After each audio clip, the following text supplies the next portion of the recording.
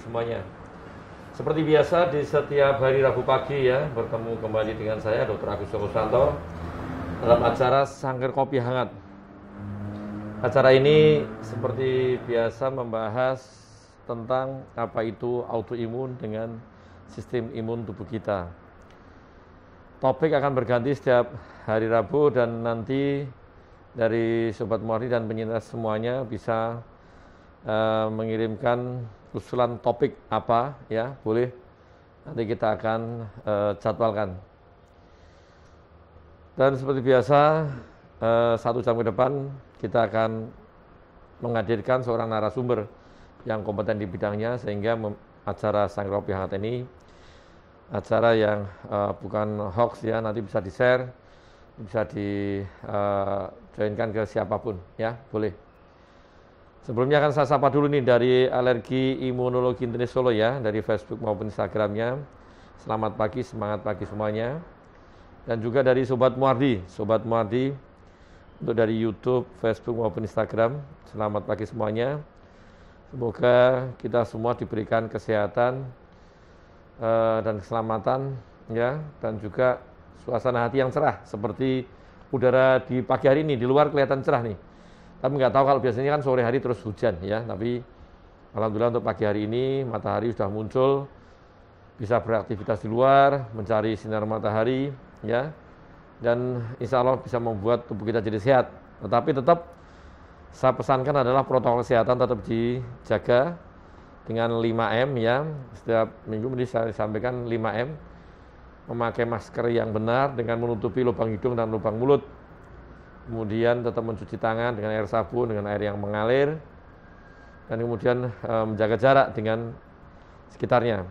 Dan nomor 4 adalah sebisa mungkin kalau memang tidak perlu sekali, tidak usah pergi ke mana-mana, jadi mengurangi mobilitas ya. Dan yang kelima adalah menghindari kerumunan, ini yang sangat penting ini, terutama kalau ya mohon maaf misalnya ke pasar, ke mall ya, hindari kerumunan ya. Ataupun olahraga berbareng-bareng ya, setelah olahraga ya kalau bisa jangan bergerombol ya, jadi tetap jaga jarak, patuhi protokol kesehatan, dengan harapan adalah pandemi COVID-19 ini segera berakhir. Walaupun sekarang ada vaksin, tapi vaksin itu bukan yang utama ya, tetap protokol kesehatan dijaga sehingga semuanya bisa nanti hidup kembali normal seperti dulu ya. Jadi gitu ya, untuk hari ini kita nanti akan membahas topik yang tidak terlepas dari penyintas autoimun terkait penyakit autoimun, tetapi dari sudut pandang yang ini agak berlainan ya, agak berbeda dari biasanya. Kalau biasanya kita membahas masalah tentang gizinya, tentang terapinya, pengobatannya dan sebagainya dan komplikasinya. Sekarang kita melihat dari sisi bagaimana pelatihan ya fisiknya itu bagi penyintas autoimun. Ya, nanti kita akan menghadirkan seorang narasumber yang kompeten di bidang fisioterapi ini ya, rehabilitasi medik sebenarnya. Ini udah ada nih foto beliau ya di depan. Karena nanti memang pakai masker, jadi mungkin banyak yang nggak tahu nanti kalau ketemu di jalan ya pakai masker. Dr. Yunita nih ya, Dr. Yunita, kita menghadirkan Dr. Yunita spesialis kedokteran apa ini? FR ya? KFR ya. Jadi nanti fisioterapi dan rehabilitasi medik. Selamat pagi dokter. Ya. Iya, ini gimana kabarnya? Alhamdulillah sehat? Sehat semua ya. Jadi mungkin semoga udara kita bisa cerah nih, secerah udara di luar nih. Iya, mungkin Dokter Yunita bisa menyampaikan dulu nih, menyapa Sobat Muardi maupun penyintas autoimun ya. Warahmatullahi wabarakatuh semua penyintas autoimun. Pagi ini kami diundang di sini untuk memberi diskusi dengan topik pilihan exercise pada penyintas di masa pandemi ini. Memang di masa pandemi ini kalau mereka yang sudah pulang dari isolasi di rumah sakit atau di mana, nah ini alangkah baiknya memang harus tetap menjaga kondisi tubuhnya supaya tidak terpapar nanti ada yang kambuh lagi atau ada timbul-timbul gejala, paling tidak bisa kembali lagi ke aktivitas sebelum sedia kala, sebelum terkena paparan COVID-19. Mengembalikan fungsi, artinya kembali bisa beraktivitas lagi. Iya. Seperti itu tujuannya, Dok. Tujuannya ya, jadi ini apapun tetap ya, walaupun di era pandemi ya, Dok, itu kan tetap kita harus pola hidup sehat, protokol, dan jangan lupa untuk latihan fisik tadi ya. Betul. Latihan fisik kan penting ini juga ya. Ini apalagi untuk terutama penyintas autoimun ya, penyintas autoimun sudah dengan, ya mohon maaf, dengan penyakitnya yang menyebabkan otot tulangnya jadi bermasalah, ada era COVID-19 sehingga kurang mobilisasi, kurang aktivitas segala macam, malah jadi kesakit ya. Iya, karena kalau dengan autoimun ditambah lagi mungkin ada yang terpapar COVID-19, biasanya akan terjadi di kondisi sindrom ya, Dok ya, istilahnya.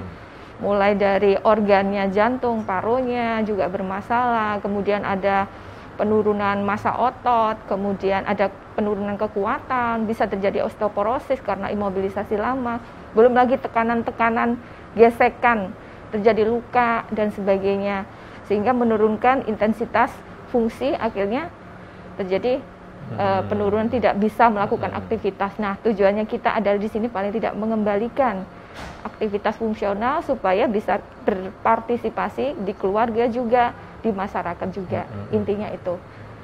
Oh ya, jadi Dok, ini kan kalau bahas masalah yang penyintas autoimun ini kan yang sering diketemukan Dokter Yuda apa ini? Misalnya, oh ini ada penyakit autoimun jenis apa, datang ke rehabilitasi medik itu yang sering dikeluhkan apa nih? Yang sering diketemukan? Kalau selama di keseharian yang paling saya sering temui itu biasanya nyeri, Dok. Kalau pasien sudah merasakan nyeri, biasanya dia tidak mau bergerak sama sekali. Dan itu kalau jangka waktu yang pendek mungkin dia bisa masih istilahnya masih bisa lah. Tapi kalau sudah mulai 3 hari, 1 minggu, 2 minggu, sampai berbulan, ada sampai tahunan. Nah, ini efeknya akan terjadi kekakuan semua, sendi-sendi di seluruh tubuh. Dan ada juga bahkan yang sudah mengalami penyatuan tulang antara tulang yang satu dengan yang lain. Karena dia merasa nyamannya seperti itu, bergerak sedikit sakit, akhirnya dia nggak mau bergerak. Nah, di situ paling tidak kita memberikan terapi, tujuannya adalah untuk mengurangi nyeri dengan sedikit tanpa pemakaian obat. Salah satunya exercise juga dengan menggunakan alat-alat modalitas juga dari kita. Nyeri ya, selain nyeri apa, Dok? Yang juga kan nyeri biasanya memang nyeri nomor 1 ya. Ya, itu tadi, Dok, penurunan otot-ototnya, kemudian terjadi osteoporosis. Misalnya ini, oh iya, ototnya jadi kecil ya? Mengecil, nah jadi atrofi. Terus kemudian kalau sudah atrofi otomatis penurunan kekuatannya sudah terjadi dan dia tidak akan kuat jalan berapa lama. Nah itu sehingga mengganggu aktivitas fisiknya. Dan ada juga yang malah dia memang benar-benar di tempat tidur terus. Dia nggak bisa untuk duduk, nggak bisa untuk miring karena kesakitan, bergerak sedikit sakit. Nah itu organ-organnya akan terkena semua. Mulai dari jantung, paru, dan semua GI tract-nya semua akan bermasalah.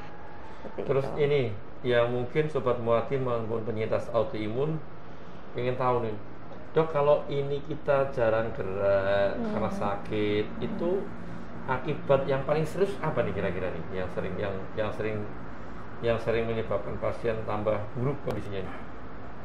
Pasien yang menyebabkan tambah buruk. Ya, misalnya kan kalau misalnya dia itu nggak aktivitas, terus imobilisasi nggak bisa sama sekali, otot-ototnya itu jadi kram, kaku, ini yang paling takutan apa nih?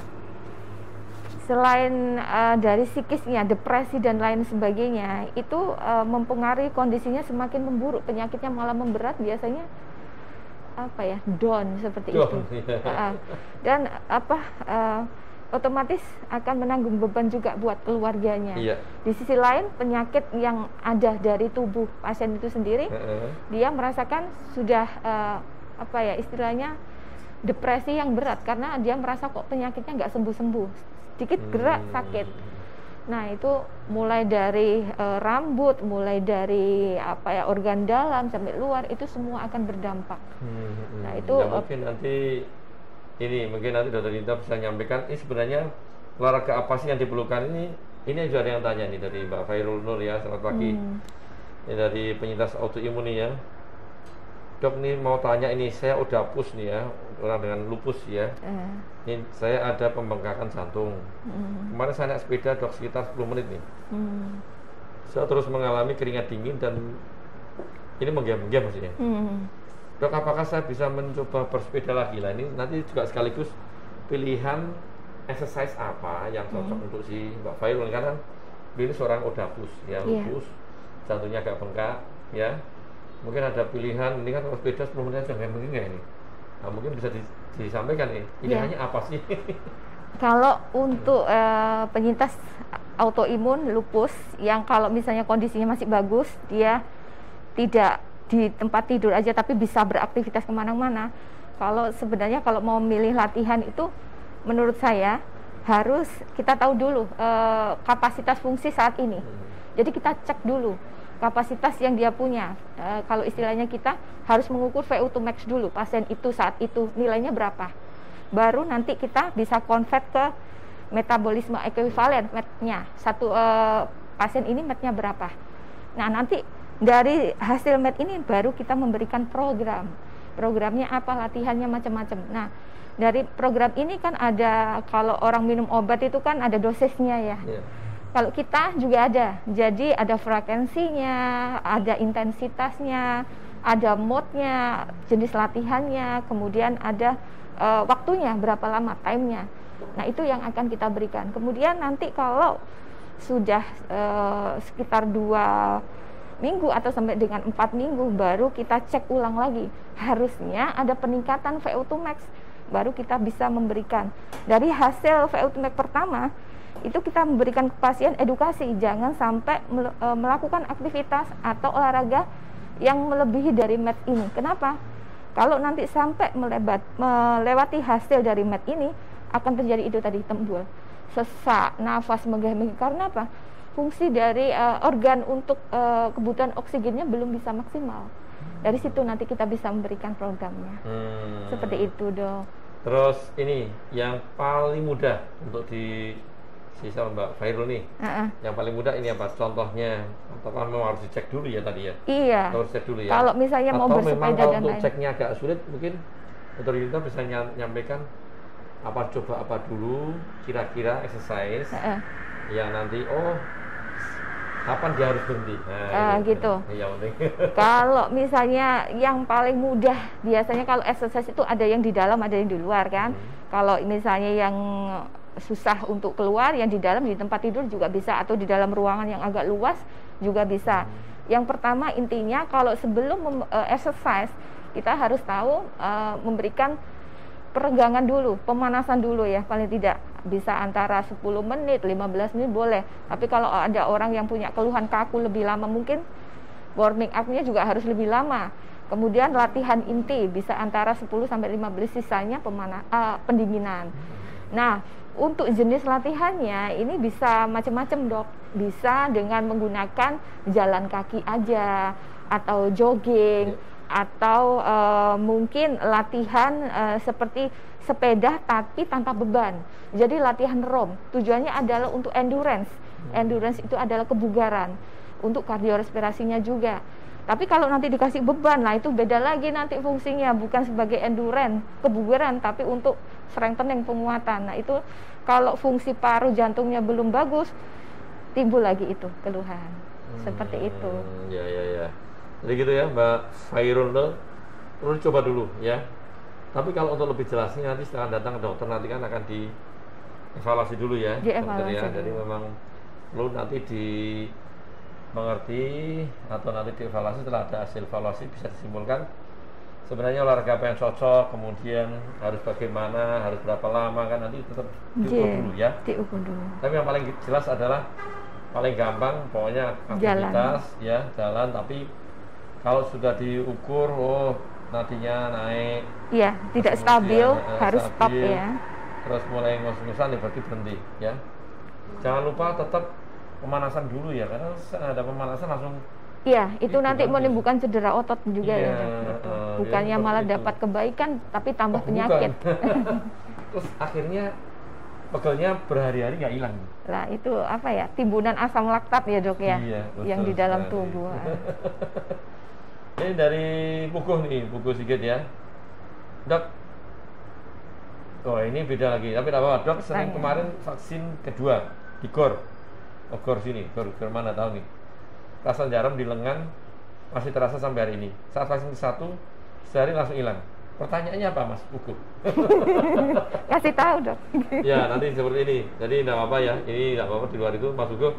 Silakan nanti tetap apapun nanti melaporkan ke yang tempat vaksin. Jadi namanya KIPI, nanti ada tim KIPI yang akan mengevaluasi ya. Silakan datang, silakan melaporkan ke tempat Mas Puguh dilakukan vaksinasi ya. Jadi itu nanti akan dievaluasi. Gitu ya, cara paling gampang adalah seperti itu. Oke, ini dari Mbak Pinky Lorenza.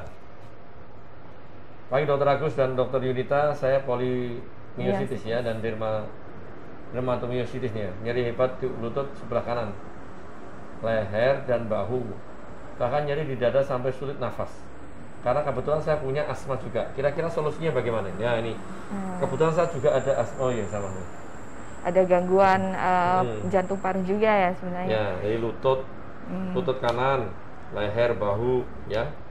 Memang ini pasien saya ini polimiositis. Oh iya. Ya, jadi kalau ada gangguan nafas itu memang biasanya kondisinya pasien itu cenderung mencari posisi yang nyaman supaya dia nafasnya juga sesaknya agak berkurang.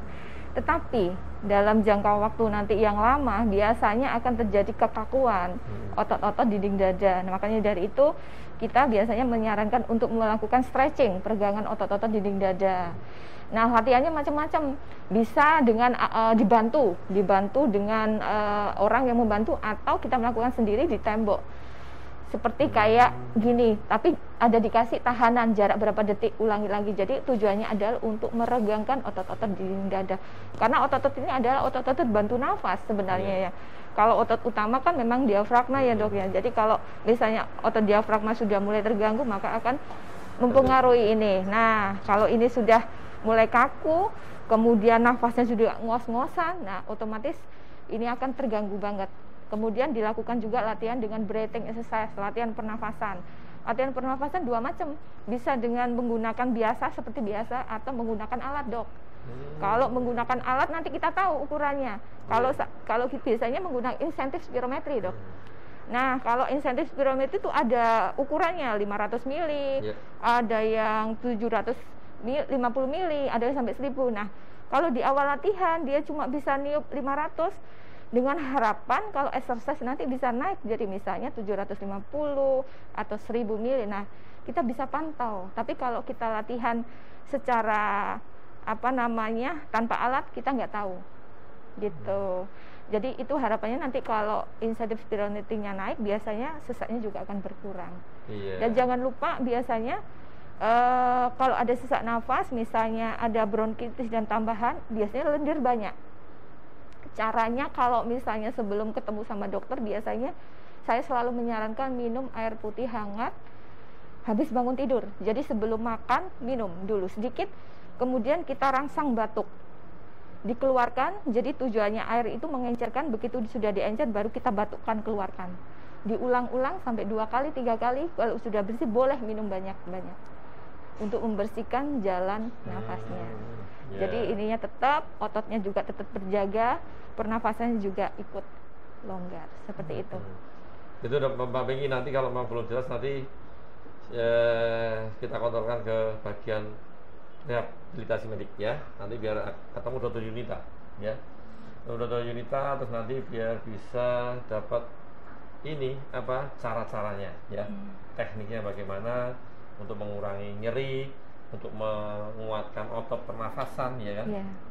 Seperti itu ya. Itu ya Mbak Pinky Lorenza. Kemudian Muhammad, nah ini beda, tidak apa-apa. Muhammad Alif ya, bijaksana. Kenapa kok orang yang pernah positif COVID-19 tidak boleh divaksin, Dok? Ini sebenarnya tidak apa-apa nih. Ini bukan era vaksin. Jadi gini, Muhammad Alif ya. Sebenarnya siapapun intinya boleh divaksin ya. Baik itu sebagai penyintas COVID maupun yang bukan, itu sebenarnya boleh, semua boleh divaksin ya. Untuk sementara memang belum divaksin dulu ya. Tapi kedepannya tetap akan divaksin. Jadi gitu ya Mas Muhammad Alif ya. Jadi ini semuanya boleh divaksin. Asumsinya apa? Kalau orang sudah kena penyintas, sebagai penyintas COVID, itu kan diharapkan tubuh itu sudah terbentuk antibodi. Kalau sudah ada terbentuk antibodi, ya sementara tidak perlu divaksin dulu ya. Jadi itu rasanya. Tetapi boleh divaksin ya. Penyintas autoimun, penyintas COVID-19 ini boleh divaksin. Tapi tidak saat ini ya, tunggu nanti. Itu Muhammad Alif ya. Untuk Wirawan Barata, Dok, apakah exercise ini di malam hari di luar ruangan atau taman diperbolehkan? Misalnya jogging atau bersepeda, karena ada waktunya hanya malam hari. Malam hari ini. Nah, itu olahraga malam. Ini banyak kita temukan ini. Iya, Dok. Jam-jam saya sering ketemu ada sepedaan tuh malam-malam, saya kadang mikir, ya itu menurut saya memang, kalau menurut saya sih memang ya tidak bagus itu sebenarnya. Iya. Gimana Dok ini tadi? Kalau secara kita ngomongin masalah keluangan waktu, dia bisanya cuma malam hari. Tapi secara etikanya, secara sistem biologis tubuh, memang lebih baik adalah pagi hari. Kenapa? Kalau jatahnya waktu malam hari, sistem metabolisme tubuh kita sudah berbeda, boleh saja. Tapi ya kurang bagus untuk sistem metabolisme itu sendiri. Boleh, nggak apa-apa. Tapi tadi betul ya. Saya setuju juga kalau malam hati-hati ya. Karena apa? Tubuh itu untuk istirahat ya, untuk beristirahat. Mengganggu siklusnya istirahat kita. Kalau kita olahraganya malam, malah kita nanti mungkin dapat olahraganya tetapi tidak dapat istirahatnya. Akan mengganggu metabolismenya. Itu. Karena akhirnya kan malam tidak bisa tidurnya kurang nyenyak, mengganggu, dan bangun pagi malah jelek nanti. Lihat aja nanti malah tambah capek. Kualitas hidupnya juga kurang bagus ya. Jadi bolehlah, tapi memang exercise yang pelan-pelan. Jadi diusahakan pagi hari aja, tidak usah lama-lama, olahraga 10 menit, 15 menit aja, asal ini rutin, sudah bagus ya. Itu ya Mas Wirawan. Kalau malam hari janganlah, saya rasa jangan, walaupun boleh, tapi nanti ganggu yang lain. Ganggu ya irama biologis kita ya, manusia. Kecuali mohon maaf untuk yang yang hidup di malam hari, misalnya kayak hewan-hewan malam hari beda, makan siklus nocturnal ya. Winas, ini Mbak Win ya. Pagi, dokter saya autoimun ya, dengan spondylosis juga, ini saat ini lagi dirawat ya. Karena rasanya dan air sampai kaki gerak dikit nyeri. Ini mau tanya apa nih? Exercise yang ringan apa yang di? Oh ya, jadi olahraga ringan apa nih yang diperbolehkan? Ini nanti kita konsulkan ke dokter Yunita sekarang ini, ya Mbak Win, hari ini nanti. Nanti biar dokter Yunita kita undang sana.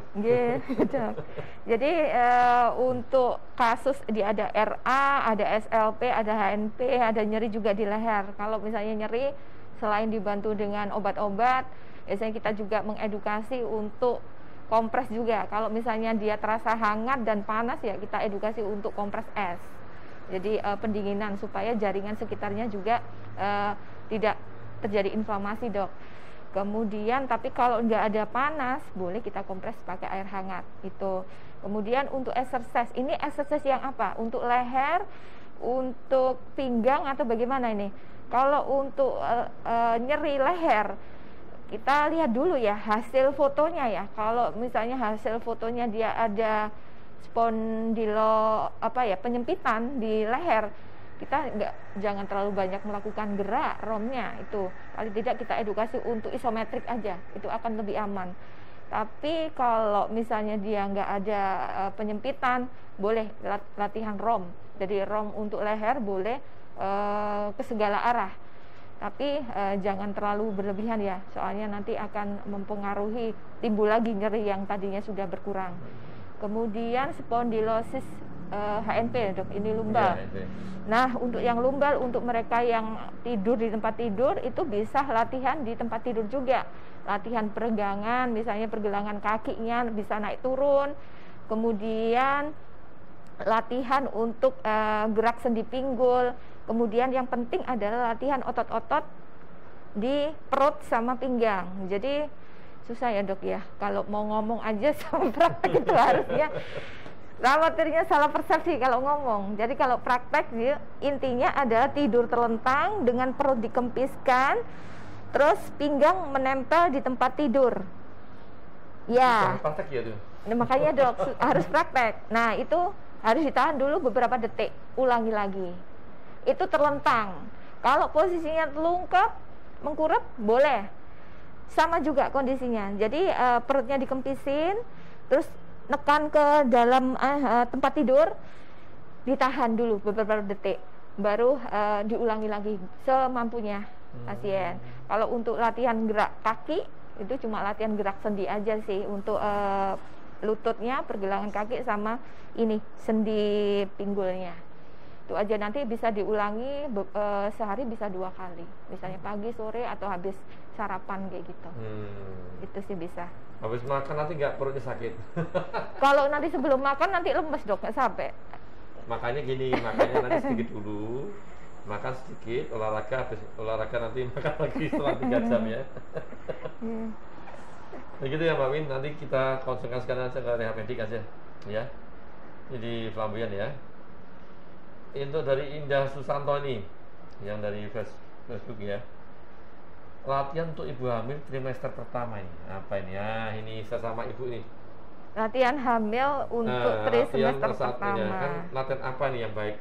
Ya trimester pertama ini ya. Berarti baru hamil muda ini kan? Iya, kalau hamil muda kan biasanya banyak mualnya ya dok ya, terus pusing juga.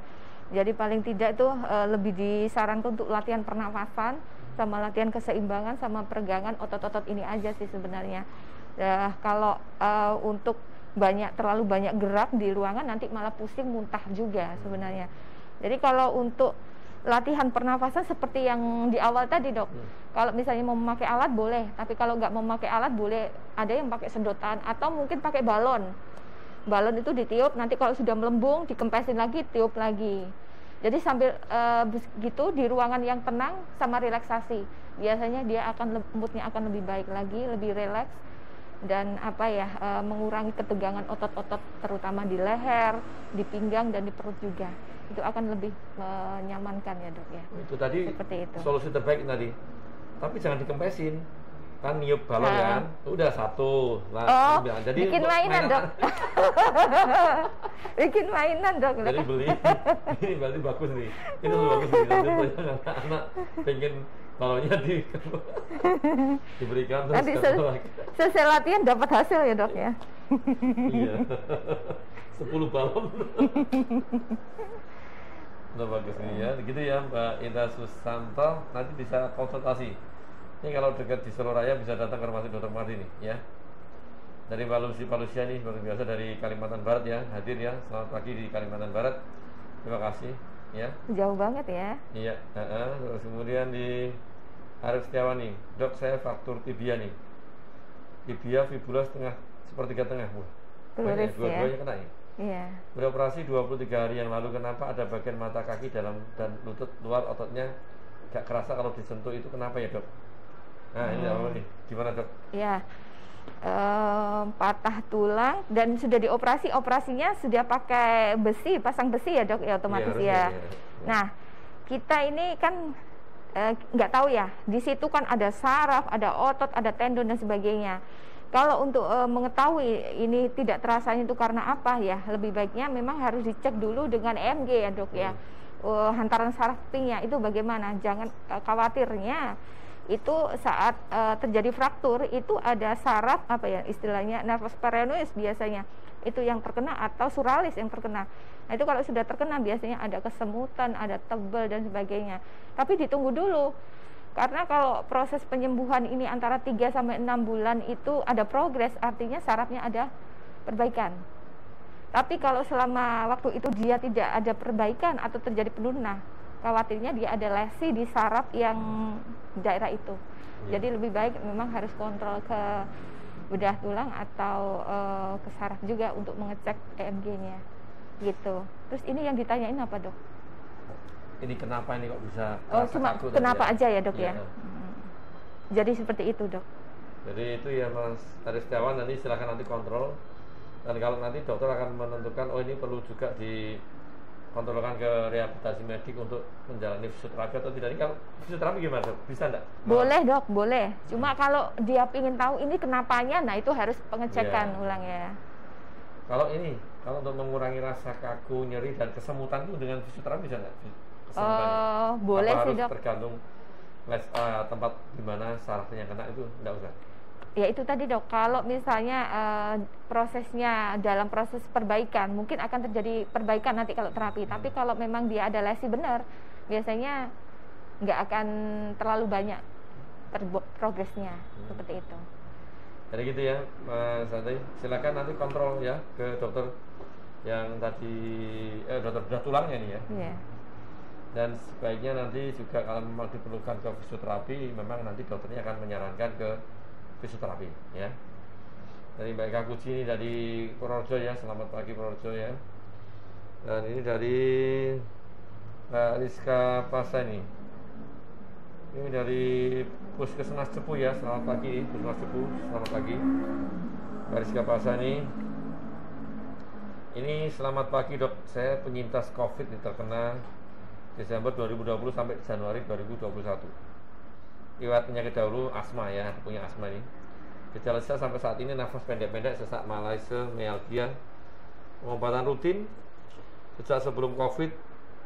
Oh, dengan seretid ya, dengan 2 kali semprot. Kemudian saat koas S1 intensif saya rutin jogging setiap hari ini. Namun saat ini karena nafas pendek-pendek dan mudah sesak, kadang naik turun tangga sudah sesak. Mohon izin bertanya dok, rehabilitasi pernafasan seperti apa yang sebaiknya saya lakukan untuk mengembalikan fungsi pernafasan? Jadi dia punya post covid, kemudian punya asma, sekarang masih pakai seretan yang semprot ya, ya. Kemudian rehabilitasi pernafasan, yang kemudian olahraga apa yang sebaiknya saya mulai kembali dok setelah dengan gejala sisa yang saya alami saat ini? Terima kasih banyak. Ya dulu seringnya jogging nih ya. Iya. Sekarang udah nafas pendek, jadi olahraga ini apa yang disarankan, kemudian rehabilitasi pernafasan bagaimana ini? Ya, di awal tadi memang pasien COVID itu rata-rata mengalami kekakuan di otot-otot di dada, kemudian gangguan pernafasan, mudah capek, lelah, sehingga mengganggu banget. Nah ini di awal tadi sudah saya sampaikan, harus menjaga ini saluran nafasnya supaya bersih. Caranya dengan tadi setiap pagi harus meminum air putih hangat, kemudian merangsang lendir-lendir itu dikeluarin dengan cara refleks batuk. Bisa diulang dua kali atau 3 kali, atau sampai benar-benar tenggorokannya longgar, dan menjaga supaya kebersihan saluran ini nafas ya dok ya, dengan berkumur dan sebagainya. Kemudian untuk latihan pernafasan tadi sudah saya juga singgung, tetap dengan menggunakan latihan dengan menggunakan alat atau enggak menggunakan alat. Kalau misalnya menggunakan alat yang cuma enggak terukur, boleh seperti balon tadi, atau dengan sedotan boleh. Tujuannya adalah untuk memberi kesempatan alveoli yang di dalam untuk bisa mengembang. Nah, ini nanti bisa diulang-ulang lagi. Tapi kalau misalnya dengan menggunakan alat yang terukur, nanti mbaknya bisa memantau kalau hari ini dia ada misalnya 100 ml, 200 ml untuk tiupnya. Nah, harapannya besok kalau sudah latihan dia bisa naik lagi, misalnya 50 jadi 150 atau 250. Itu harapannya kalau sudah nafasnya panjang, biasanya sesaknya juga akan berkurang. Kemudian jangan lupa peregangan otot-otot pernafasannya tadi. Itu harus wajib. Jangan sampai kekakuan ini juga akan mengganggu membuka tutupnya rongga dada. Ini juga akan mengganggu nafas. Nah, untuk latihan di rumah, kalau sudah itu semua bisa dilakukan, boleh dilanjutkan dengan latihan. Kalau latihan dengan berjalan kaki, atau latihan dengan sepeda, tapi sepedanya jangan sepeda yang muter ya dok ya.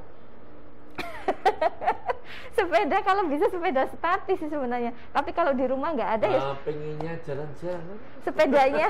Kalau kan selama sesek Dok, kalau sesek jangan dulu. Jadi sepedanya dijagang baru dikayu. Jadi kan jadi sepeda statis untuk sementara itu.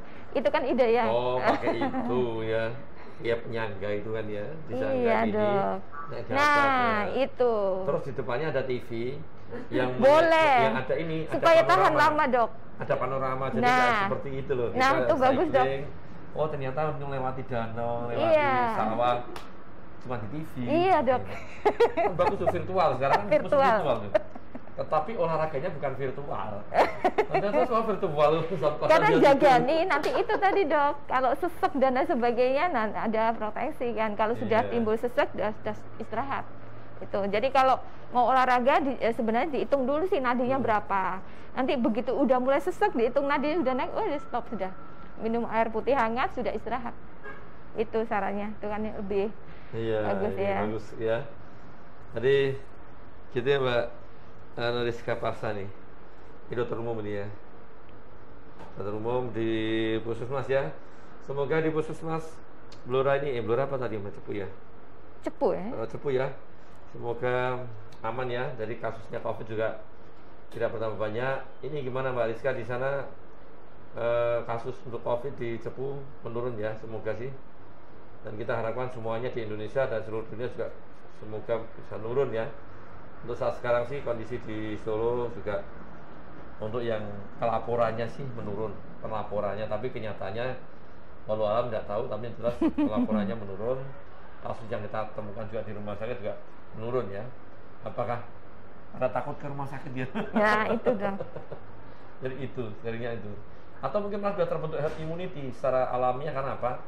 OTG sebenarnya yang kita dapatkan secara data itu mungkin jauh lebih kecil dibanding aslinya.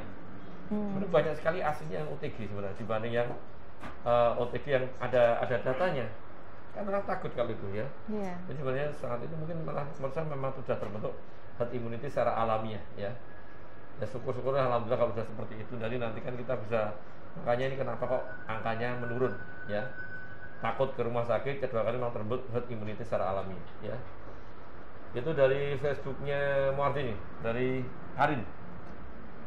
Dokter Agus Joko, saya pasien autoimun nih, tapi saya sudah hampir sebulan ini tidak mengkonsumsi obat autoimun.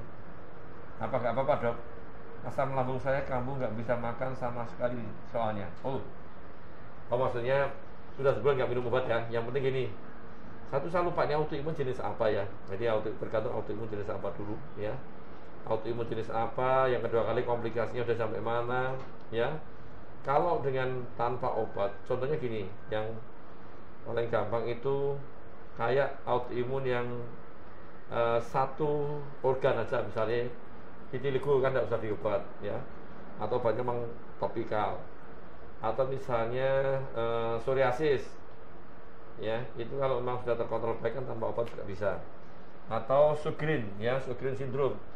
Sjogren syndrome itu sebenarnya kalau yang primer itu tanpa obat pun sebenarnya masih bisa terkontrol dengan baik walaupun tanpa obat ya. Tapi memang dengan mengatur pola hidup yang baik. Ini saran saya tetap nomor satu ya, kontrol ke dokter dulu ya. Nanti ini pasien saya apa bukan ya, saya lupa. Bukan ya. Nanti kontrol ke dokter, jadi disarankan dokter ini bagaimana. Yang kedua kali, perbaiki pola makan yang baik sehingga lambungnya jadi lebih baik, bisa menerima obat, bisa menerima terapi-terapi yang lain ya. Nah ketika nanti baru kalau memungkinkan dan bisa masuk ya, obat-obat autoimun harus diminum, dikonsumsi secara teratur. Nanti akan dipilihkan yang tidak iritasi ke lambung ya, tetapi masih bisa mengontrol autoimunnya. Jadi gitu ya Mbak Karin, sebaiknya kontrol ke dokter yang merawat. Kalau di Solo Raya nanti ke Mas Dokter Marti ya, kita ketemu nanti. Jadi ya Mbak Karin ya. Ini dari Mbak Eka Rahmani. Assalamualaikum ya, pagi Dokter Agus. Waalaikumsalam ya. Ini anak nih, anak DM 10 tahun nih ya. Anak DM 10 tahun. Mana Mbak tadi? meski hipo di kisaran 60 sampai 70. Oh ya. Tapi dia aktif banget. Sebelum pandemik dia atlet pencak silat, sering nari juga. Tapi sekarang saking bosan dia ikut aerobik sama emak-emak. Seminggu 2 kali. Daripada dia sepedaan sering jatuh, lukanya mengkhawatirkan olahraga apa yang cocok untuk ini maksudnya ya. Jadi ini putranya ini 10 tahun, kemudian memang punya DM, sering hipo. Jadi mungkin olahraga apa yang cocok ya. Tapi memang ini memilikannya agak sulit karena memang anak-anak kan sering bosan ya, tidak bosan. Jadi mungkin Dokter Yulita punya pengalaman nih sama anak-anak. Kalau anak-anak itu lebih ke arah bermain ya dok ya. Iya, bermain. Latihan tapi dengan pola bermain. Apa ya caranya itu? Yang penting lingkungannya aman, dia nggak gampang mengurangi cedera. Tapi intinya itu tadi, kalau sebelum olahraga harus ada pemanasan, inti dan ada pendinginan. Jangan sampai nanti terjadi cedera dan lain-lain. Nah itu akan menambah sakitnya DM dan lain-lain itu ya. Terus kontrol obat gula juga tetap harus, jangan sampai ditinggal khawatirnya nanti kalau pas olahraga tiba-tiba terjadi hipo. Nah itu resiko. Kalau olahraga yang aman ya boleh di luar, tetapi dia bisa untuk melakukan pilihannya sebenarnya banyak sih dok. Anak-anak itu banyak. Neng masalahnya tergantung dari keluarganya ini mengizinkan tidak gitu. Kalau olahraga yang penting itu jangan olahraga yang ada hentakan yang dok, tekanan yang keras. Nah itu atau melompat-lompat, nah itu resiko juga. Kalau sebenarnya sepeda di lingkungan tempat tinggalnya juga nggak apa-apa. Iya, sebenarnya. Itu atau jogging, kalau bosen ganti jogging juga nggak apa-apa. Main bola tapi di lapangan rumput. Iya, atau pun kan masih atau rumput. Berenang barangkali itu malah bagus. Berenang itu akan semua kena. Cuma masalahnya COVID ini dok, kolam renangnya kalau punya kolam renang sendiri nggak apa-apa. Tapi kalau tidak mandi. Kalau kolam renangnya campur-campur, nah itu resiko. Iya sih. Itu. Boleh. Tadi itu ya Mbak Eka Rahma. Jadi saya kira tadi sudah sampaikan Dokter Yunita bahwasanya kalau anak kecil agak sulit karena jangankan anak kecil kita aja, orang dewasa aja kadang bosan, ya kan? Apalagi anak kecil itu senangnya kan main dan main, ya kan? Jadi kalau usia segini ya mohon maaf, tetap apapun olahraga yang baik tadi yang ada nuansa permainannya, ya. Jadi kalau monoton ya mohon maaf misalnya cuma sama aerobik kan juga nanti lama-lama monoton ya tetap bosan, ya. Ini yang ada fun, ada nyanyinya, ada tertawanya, kan gitu ya.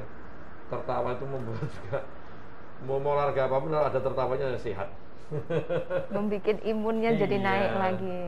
Nanti bisa sepedaan tapi pelan, tadi ada renang, kemudian sepak bola, ya main-main yang di ini aja, lapangan rumput aja, ya. Jadi kalaupun terjatuh kan ya insya Allah tidak sampai ada benturan ya.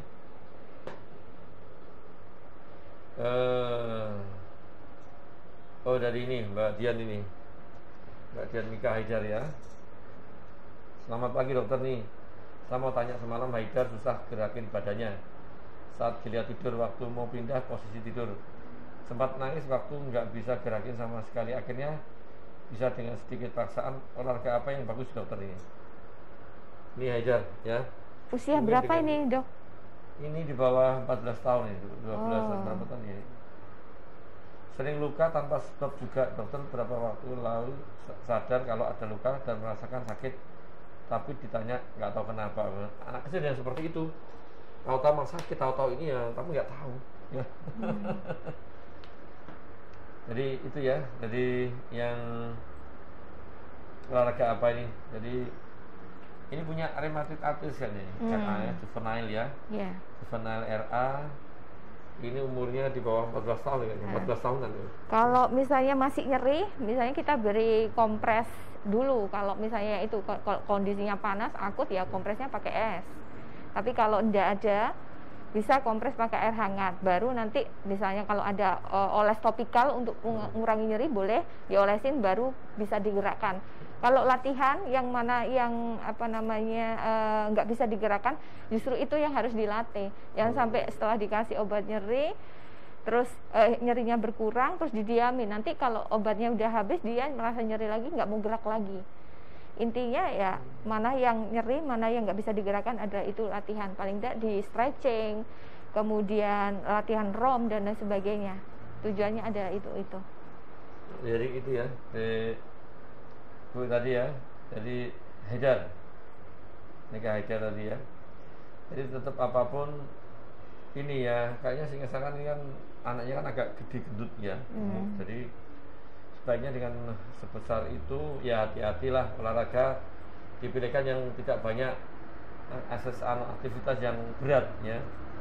Lebih amannya sih latihan pakai tiduran aja, Dok. Iya, gitu. Ya pakai tiduran. Nanti bisa ke ke fisioterapi nanti di sana ya. Boleh di Muarti, boleh di mana ya, di rumah. Nanti kontrol ke dokter fisioterapi sekalian. Nanti biar dipilihkan yang mana yang sesuai untuk si putranya ini ya. Ini juga Mbak Karin ini pasien saya ini ya, Desi Karina ya. MS ya, multiple sclerosis. Asam lambungnya sakit. Nanti makan yang baik dulu ya Mbak Desi ya. Apapun obatnya tidak boleh berhenti. Apapun obatnya harus rutin lanjut ya. Seperti itu. Jadi nanti pola makan yang baik itu sedikit tetapi sering, 5-6 kali sehari ya. Nanti insya Allah perutnya membaik. Obatnya tetap harus diminum karena multiple sclerosis ya. Jadi ya Mbak Desi ya, Mbak Karin ya, Mbak Desi Karin namanya ya, Desi Karin. Ini terus yang dari bawahnya tadi. Ini Mbak Winasi tadi, terusannya tadi. Ini saya sudah mengalami penyempitan tulang belakang nih, bagian lumbal 5 sampai sakrum 1. Dan sakrum 1 enggak mungkin lumbal 5 sampai sakrum 1. Ya 5 lumbal 5 sampai sakrum 1 ya bisa. Penyempitan diskus intervertebralis ya.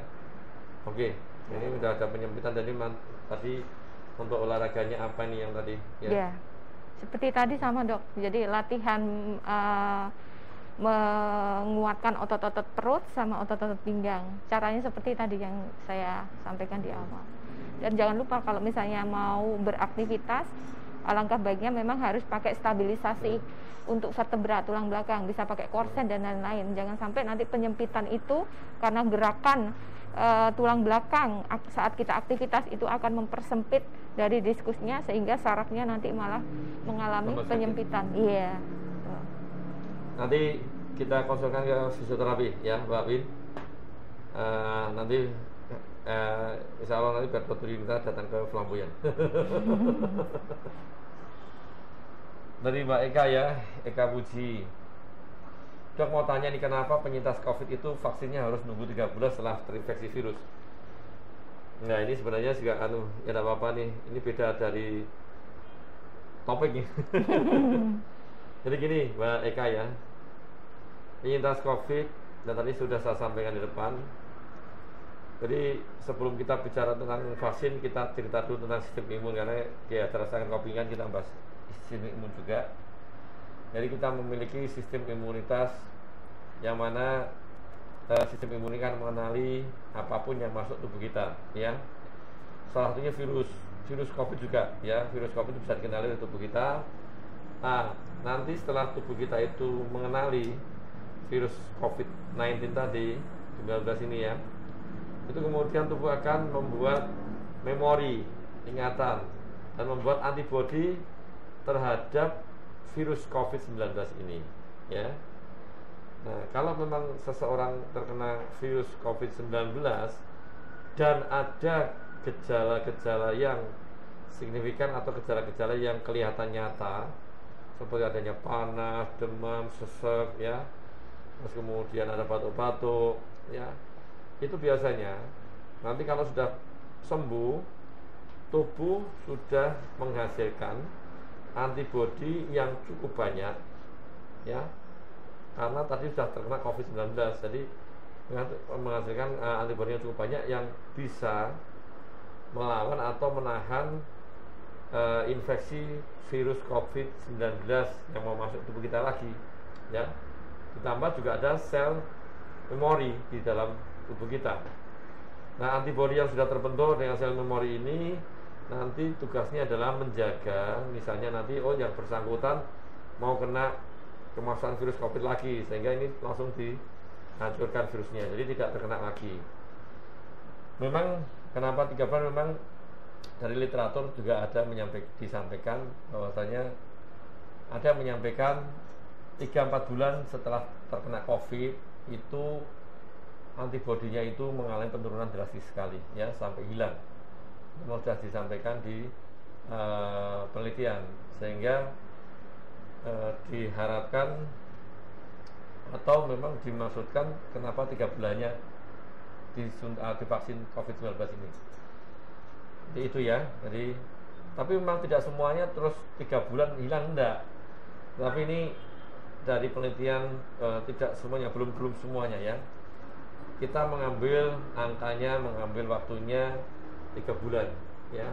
Mungkin ada yang sampai 6 bulan baru hilang, ada yang 5 bulan, 4 bulan, ada yang mungkin ada yang 1 tahun, karena memang belum diteliti ya, belum dilaporkan terkait antibodi yang ada yang bisa menahan COVID ini ya.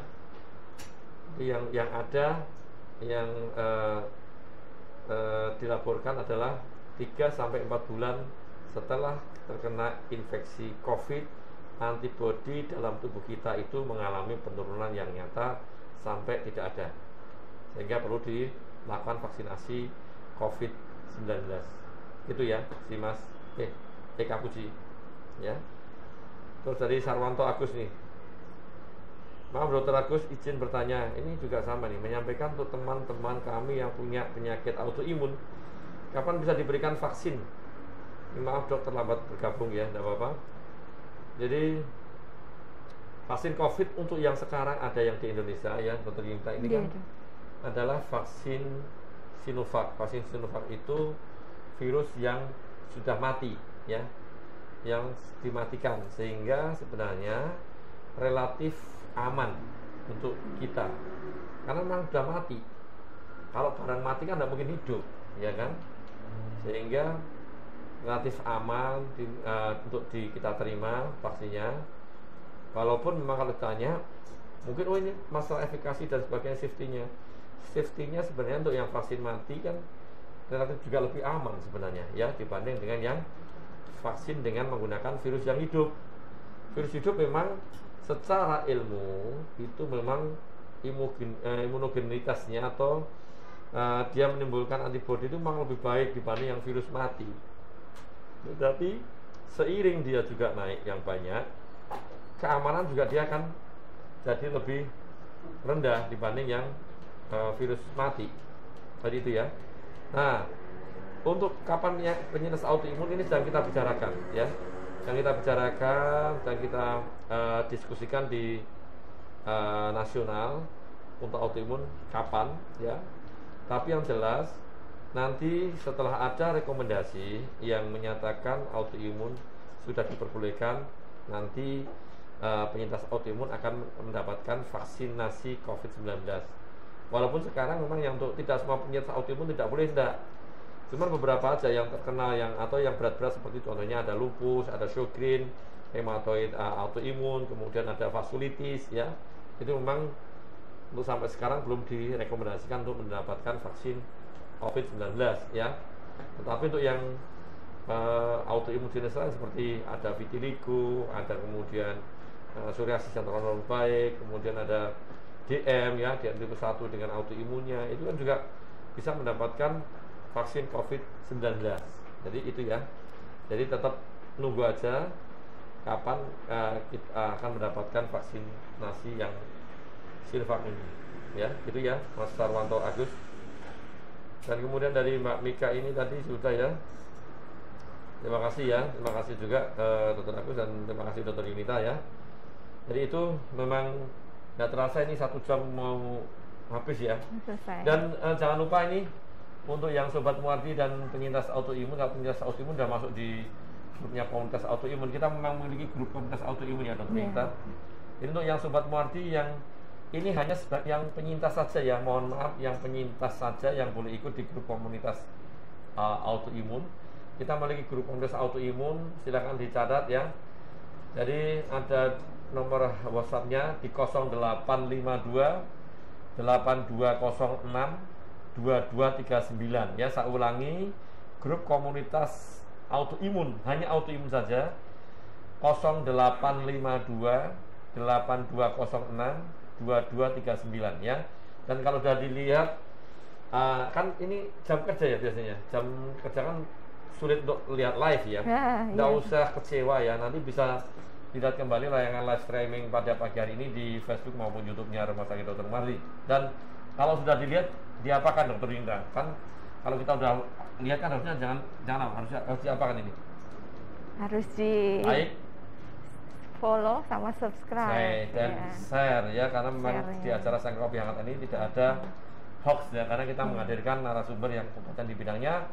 Dan ini karena sudah mau berakhir, mungkin ada sedikit pesan dari Dokter Yunita untuk yang penyintas autoimun maupun sobat Mopi sekalian ini terkait masalah itu ya. Untuk para penyintas autoimun dan juga mereka yang terpapar COVID yang masih isolasi dan sudah sembuh ya Dok ya, tetap harus menjaga kesehatan, protokol kesehatan tetap, dan jangan lupa sesakit apapun, senyeri apapun itu harus tetap bergerak. Supaya untuk bisa bergerak paling tidak sedikit mengurangi nyeri bisa dilakukan dengan mengkompres dengan dingin atau hangat, atau memberikan topikal, kemudian baru dilakukan exercise. Nah, exercise ini boleh exercise yang tingkatannya intensitasnya ringan, jangan terlalu yang berat, nanti akan memperburuk keadaannya. Sebelum exercise lakukan dulu dengan pemanasan, jangan lupa untuk pendinginan waktu juga. Paling tidak untuk exercise antara 20 sampai dengan 30 menit. Bisa dilakukan seminggu antara 3 sampai 4 kali atau 5 kali. Dan itu saya kira sudah cukup Dok, daripada pasien cuma diam aja dan nggak melakukan exercise. Seperti itu. Jadi gitu ya. Terima kasih Dokter Yunita atas kehadirannya di acara Sang Kopi Hangat ini. Dan sekali lagi tetap saya pesankan protokol kesehatan ya untuk sobat Muardi dan penyintas autoimun sekalian. Protokol kesehatan tetap dijaga dengan 5M tadi ya. 5M tadi, memakai masker yang benar, kemudian mencuci tangan dengan air mengalir, pakai sabun ya, menjaga jarak, kemudian mengurangi mobilitas kemana-mana, dan yang terakhir adalah menghindari kerumunan. Tetap dijalankan walaupun sekarang memang ada vaksin ya. Vaksin tidak segalanya, dan kalau sudah divaksin jangan merasa hebat, merasa seperti Hulk atau seperti Batman atau seperti Superman ya. Jadi memang tidak bisa, tetap protokol kesehatan tetap dijalankan dengan sebaik-baiknya. Dan sekali lagi terima kasih Dokter.